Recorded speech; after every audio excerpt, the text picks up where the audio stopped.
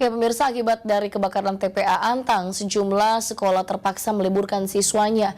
Hal itu dilakukan pihak sekolah lantaran kepulan asap putih dan bau sampah mengganggu aktivitas belajar mengajar di sekolah.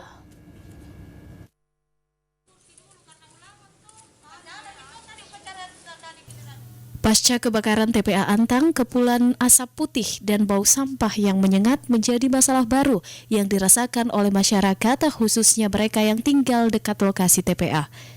Bahkan akibat kondisi tersebut, sejumlah sekolah terpaksa meliburkan siswanya, seperti SD Impres Borong Jambu 1, 2, dan 3. Lokasi sekolah ini hanya berjarak sekitar 100 meter dari TPA Antang. Pihak sekolah mengimbau para siswa pulang ke rumah dengan alasan kepulan asap TPA membuat siswa sesak nafas.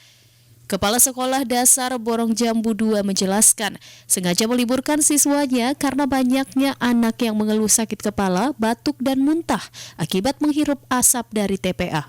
Karena anak-anak di kelas sudah ada yang batuk, muntah, mengeluh sakit kepala, dan kepungan asap semakin tebal, sehingga kita ini berinisiatif bertiga sekolah untuk memulangkan siswa.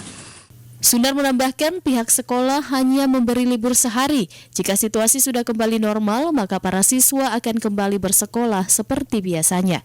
Asyarudin Arbab, Celebes TV.